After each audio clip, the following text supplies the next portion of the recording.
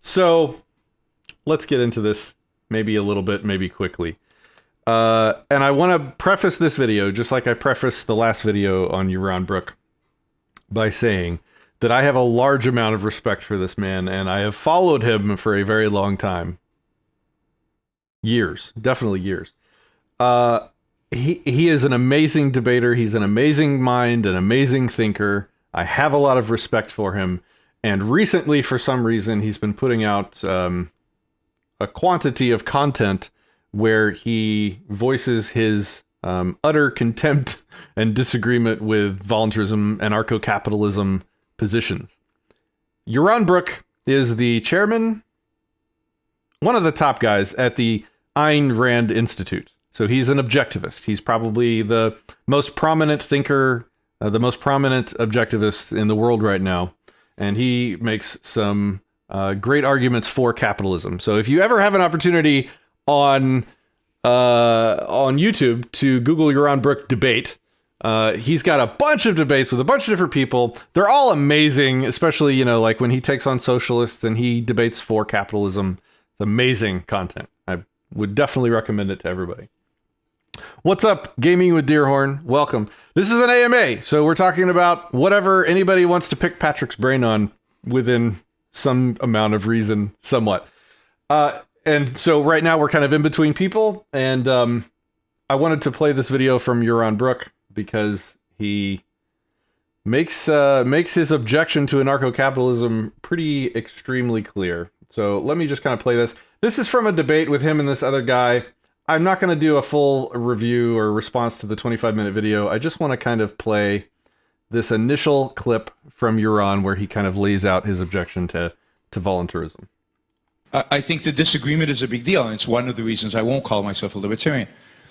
And I think at the end of the day, we haven't talked about this, but it's probably gonna, it probably results in the fact that we don't define individual rights correctly, the same way, and that we don't apply individual rights the same way, and that there are deeper, much deeper philosophical issues at bay where we disagree on. Because I don't think you can come to the anarcho-capitalist position or the anarchist position without, I think, making deep philosophical errors. For example, in the role of violence in human life and what individual rights actually mean. I mean, since you mentioned Walter Block, I will ask the question, you know, is it okay, is it rights violating to have sex with a 5-year-old child?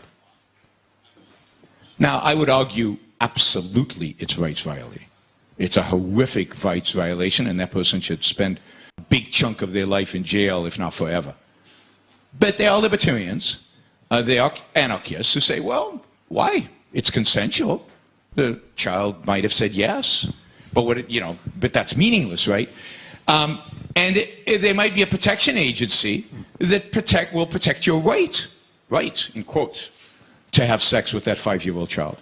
Now, what does one do if there is a protection agency? Let's say I'm offering services to pedophiles. I am a rights protection agency that protects the rights of men to have, or women, doesn't matter, women it's harder, but to have sex with a 5-year-old child. What do you do with that? How do we solve this issue? How do we combat it? How do we get rid of this agency? People voluntarily are signing up. People voluntarily are willing to participate. Maybe even parents are voluntarily willing to have their kids participate. It's all voluntary. How do we deal with it? Well, I mean, I've got like creepy crawlers down my spine just thinking about that, right? Because they are sick parents, and they are sick people who want to have sex with 5-year-olds. And anarchism would legitimize that completely. Now, that means there's no such thing as individual rights. That means the negation of individual rights and the negation of what it even means to be voluntary. How can a 5-year-old be voluntary anything? And how can a parent abuse a child and get away with it? So these are complex issues that anarchism defaults on and ultimately has to lead to massive injustices of these individual rights that supposedly we agree upon. But I'm not sure we do agree on them. And I certainly don't think we see them as coming from the same source and applying in the same way. So I think, and this is my resistance to saying we agree on a lot of things, I'm not sure we do. if once you start peeling away the rhetoric into what it actually means. So I'll link this. Let me link this video in chat here for you guys, so that if you want to watch the full thing, you can. There it goes. So, wow, there are so many misunderstandings there. I should have made notes so I'd know where to start. So there's so much consent being violated in his scenario. I can't believe that he used the word voluntary over and over. I mean, obviously, abusing a child in any way, harming them physically, sexually, mentally, whatever. That's not a voluntary interaction. That's not something that voluntarists, anarcho capitalists would ever approve of. Later in this debate, and I'll let you guys watch it separately, he does say some things that are probably accurate about libertarians. It's that they have a lot of bad ideas around morality, that it's a live and let live, like, you do you and I'll do me. I'm not going to judge you. And he sees some people that actually take that position on actual bad, evil, nap violating stuff. And there are libertarians that are really, really bad at talking about rights and what they are and where they come from. And there are a lot of libertarians and even anarcho-capitalists that take really bad positions on a lot of this stuff. Like, it would be equivalent to saying I hate murder, but I'm not going to, enforce my morals on you. You do you, and I'll just be over here and, not like murder. No! That's not freedom. That's not liberty. That's not voluntarism. And if you watch this video, maybe I should play another few minutes of it, because the guy he's debating literally says some of the stuff I'm talking about that libertarians say that is utter and complete garbage, like this moral relativism stuff. Like, totally, the moral relativism stuff that comes from a lot of libertarians totally justifies Yaron's position. Because if there is no right and wrong, then it is just a might makes right scenario. But the thing is, and the thing that Yaron doesn't really get, is that in the current system, with a state, with a government, it is still a might makes right scenario. In fact, we have such a large gang of people using violence. We have such a large, to use his words right here, we have such a large protection organization that exists right now that they're completely almost untouchable, the government itself, that they're able to run child trafficking stuff inside the government, the whole Pizzagate thing. Like, that's exactly what he's saying would happen without his state. But that's exactly what's able to happen now. And we're near powerless to prevent, because the gang is so large. The group of people that he wants to have a monopoly on guns and a monopoly on force has such a monopoly that we can't stop them when they want to do Pizzagate. We can't stop them when a thing like happened in Houston, Texas recently, where the cops lied, burst into their house and murdered them over, victimless crimes, or what they claimed was not victimless crimes. They just do evil stuff. They violate rights all the time, and they're walking the streets. They took a retirement. They're free right now. This is happening with the state, with the government, and there's nothing we can do because it's got such a large monopoly. The gang is so large. A gang by another name is still a gang, is part of my point. And then the other thing I want to say is that I have never met a single voluntarist, a single anarcho-capitalist that takes the position that he's taking, that if a group of pedophiles got together, this video is demonetized all the shit. If a group of pedophiles got together and decided to form a mutual defense company, I've never heard of a single person making that case that they have the right to do that. First of all, when you hurt people, when you violate the non-aggression principle, when you violate their rights, you cease to be a moral actor. It's like all bets are off, guys.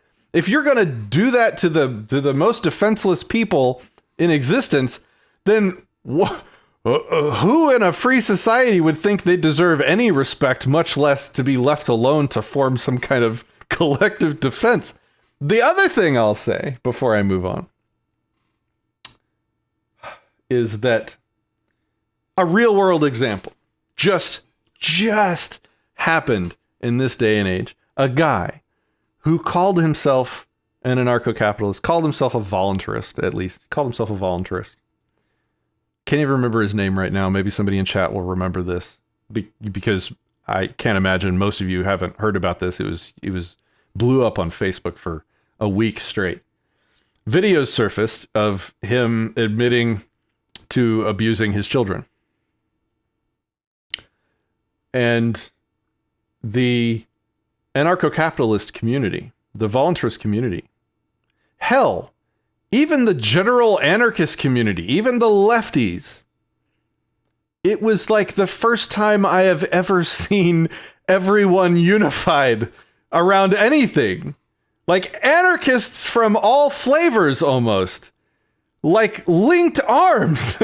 I had never seen it before. Everyone came together and there were pitchforks. This guy was instantly a pariah, instantly ejected from all of his relationships were instantly ended. Way worse than that, there were people trying to find his current location for reasons. And voluntarists and anarcho-capitalists took it so seriously that they were even willing to, when they found out information, they contacted the state's law enforcers to let them know to get this guy off the streets where he would not be in a danger to his children anymore. And that is modern, contemporary, the largest group of the largest communication platform that the most anarchists use to pretty much communicate with each other, which is, I guess, Facebook right now, really the most conversations in that area that happen. This is the perfect counterexample that disproves what Yaron is saying here. So if all these people were moral relativists and made exceptions for horrendous atrocities against the most defenseless people, if they were actually what he claims they are, none of that would have happened. If anything, it would have been a couple people arguing, like happens about so many quibbly issues on Facebook. It would have just been another blip on the debate radar and in the debate groups. But that is not what happened at all. It was like the entire world of ANCAPs got together and went after this guy over it. So Yaron is logically wrong, philosophically wrong on his understanding of the voluntarist or anarcho-capitalist position on rights. Libertarians with a bad understanding of it aside, because there's a lot of them. It's a mess. Libertarian, that label is so messy right now. It's insane.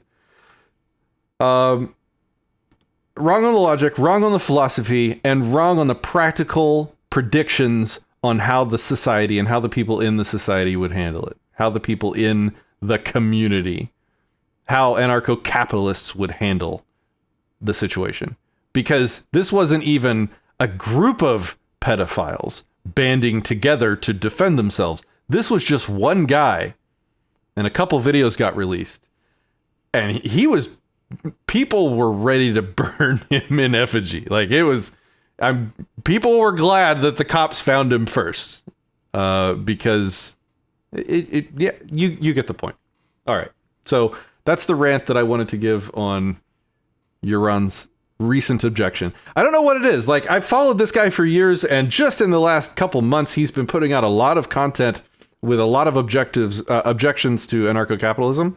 And so you're probably going to see a lot more responses from me directed to Yaron, not because like I have an obsession or like hate him. No, it's because I actually like and respect him, that I think his ideas and his mind and his positions are worth rebutting. So it's out of respect. A lot of times when I debunk people or when I when I do corrections of people, it's out of respect because I respect their mind. I respect their thoughts, and people that I respect are worthy of my time and attention, right? Like if Kaysen came at me and said that, his labor had inherent value, I would not just be like, oh yeah, you're wrong, and walk away. I would be like, whoa, Kaysen, intervention, dude. We got to talk about this. Right.